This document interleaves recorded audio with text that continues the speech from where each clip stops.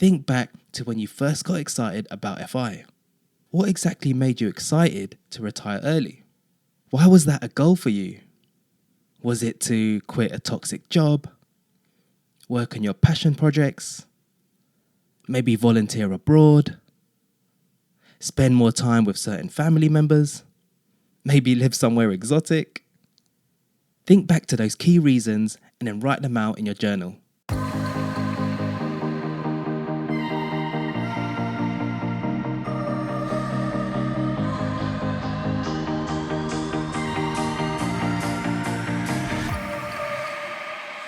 You don't have to wait until you reach financial independence to start enjoying your life.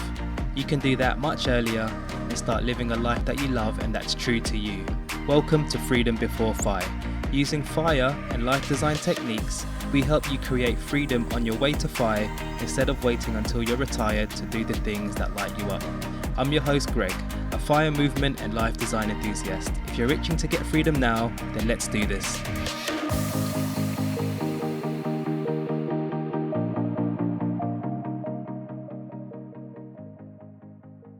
Hello my friend, and welcome back to the show. If you're new here, thank you very much for tuning in. Okay, so you may have already heard the term slow FI, or slow financial independence. It was coined by the Fioneers around 2019, and it's essentially a philosophy as opposed to a milestone or a strategy to FI. It was inspired by the slow living concept, which emphasized slowing down and being more intentional and mindful with how you live. And that exact concept can also be applied to our FI journeys. If you're feeling burnout or anxiety on your path to FI, adopting a slow FI approach is one way to help alleviate that. If your current FI journey involves, let's say, trying to get to your FI number in 6 to 10 years, you're scrimping on certain things that might feel like deprivation, you're frequently working crazy hours during the week to get to your FI target, you may even be experiencing burnout, well, chances are you're following the traditional FI path. As you might know, the traditional path usually has two phases. The first phase is a rapid accumulation of savings to get to your FI number. And then the second phase is the early retirement part. So this is basically hitting your number and enjoying your life. Now, the slow FI approach is not about rapid accumulation of savings in a short space of time. It's less of that, and the focus shifts to a more balanced approach of slowing down, enjoying your journey, but still having that ultimate goal of FI in the future. Albeit it might just be a bit further away for you. But you don't mind that, because you're enjoying your life now anyway. Okay, so you might be thinking, what are those ways to slow down and enjoy the journey? They might be small shifts in your lifestyle to more significant ones. Alright, so here are some quick examples. So it could be changing your job role slightly to tasks you enjoy more. It could be reducing your working hours to say 3 or 4 days a week. It could be changing career to something more enjoyable, but potentially with less salary. It could be taking mini retirements to travel, or living a location-independent lifestyle through remote working. There's a multitude of ideas, but those are just some quick ones. So if you're feeling a bit tired of the hustle and grind, but still want to continue pursuing your FI goals, here are 5 steps that you can take. Okay, so the very first step is a simple one, but potentially quite hard to pull off. And it's to simply pause. I'm not talking about for 5 minutes here or there. I'm talking about at least a good 1 or 2 days to stop and to think. Like to literally stop yourself in your tracks and to take a step back to just assess your life. Now, when was the last time you actually done that? If you've done it recently, then well done you. Usually, we're constantly on the go, grinding hard at work, then trying to fit 1,000,001 things in our spare time. So this step is to carve out that time to stop and ask yourself things like, am I heading in the right direction? What are my actual goals now? Has my priorities changed? Are my current habits serving me? Am I living in alignment with my values? Has my FI target changed? What would be enough for me? So these are the types of questions you need to ask yourself. So how can you carve out time for this? Can you book a day off from work? Can you clear your social calendar for one weekend? Maybe take a week off even. At the beginning of the year, my wife and I took a long weekend and stayed in a small and simple Airbnb surrounded by nature, and it was quite isolated. That really helped us clear our minds and think. And we just spent the weekend planning our year and what we wanted to achieve.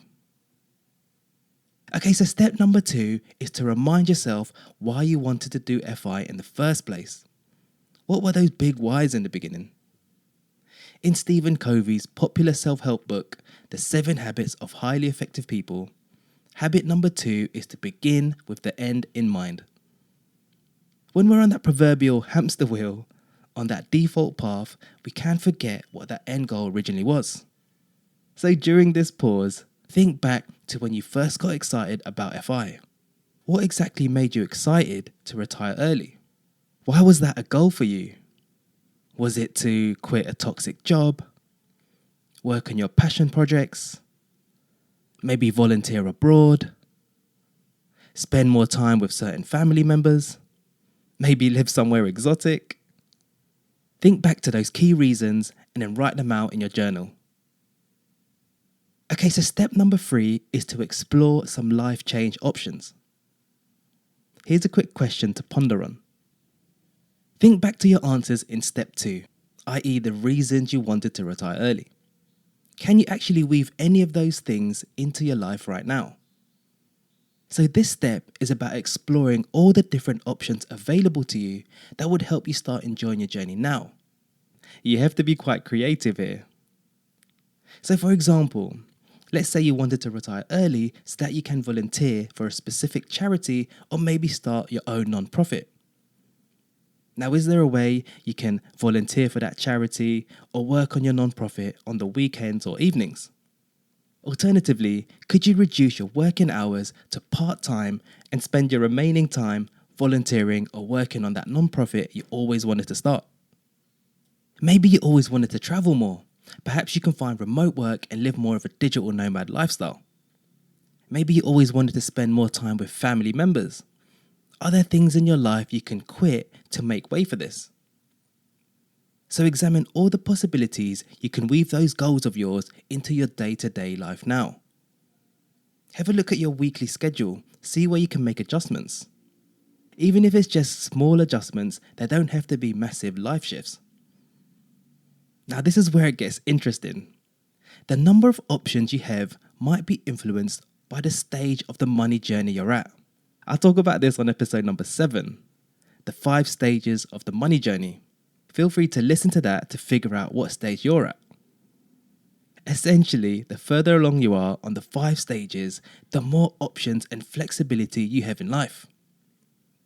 For more ideas and inspiration, I also have a free Freedom Ideas cheat sheet that gives you freedom ideas depending on what stage you're at. Now I've dropped a link in the show notes, and I also give an overview of this in episode number 34. Okay, so step number 4 is to test your ideas.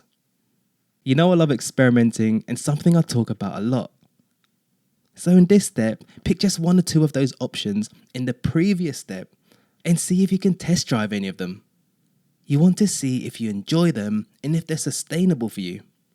Create little mini experiments. Have fun with it. Going back to that volunteering example, could you do like a one-off volunteer stint to see if you'd actually enjoy it? How about that non-profit venture example? Could they do like a short internship for a similar organization to see if they enjoy doing that line of work? So think of creative life experiments you can do to test drive if you enjoy doing it, if you think it could fit into your life, and if it's something you really want to do. Trial things out, test and experiment, and see what works and what doesn't. Okay, so step number 5 is implementation. Now that you've experimented and tested, it's time to make a decision and actually implement these changes in your life. You've already done the hard work of figuring out what lights you up and tested them. Now make those actions to incorporate them in your day-to-day. Just to remember, it doesn't have to be permanent. You can pivot and course correct as you go. Again, the beauty of being on the FI journey is that you've likely accumulated a decent chunk of savings to take little risks here and there. And it's absolutely normal to pivot and course correct as you go, because those pivots are just a way of getting you closer to your destination. It's like making a rock sculpture. So imagine if you were a sculptor, you'd start off with a big rough piece of rock, but then you chisel and you pick your way through it until it comes out to what you envisaged at the start. Alright, so if you need any help with this, feel free to just send me an email or send me a message on Instagram, and those links are in the show notes. Thank you for spending your time with us today. If you need more help, you can check out our free guides and services on our website, freedombeforephi.com. If you have a burning question or just want to chat, don't hesitate to drop me an email at greg@freedombeforephi.com. If you found the show useful and want to be notified of future episodes, you can click follow on Spotify, Apple, or the app you're currently using right now. If you think the episode will help a friend or a colleague, feel free to share it with them. And lastly, if you learned just one good thing that will help you in your journey and you want to help us out, please do leave a 5-star rating on your podcast player app. That would help us out loads. Okay, so that wraps up today's episode. I hope that's helped you if you're feeling anxious or feeling burnout on your journey. Have an awesome week, and as always, practice gratitude, live life by your design, and do things that make you smile. You got this.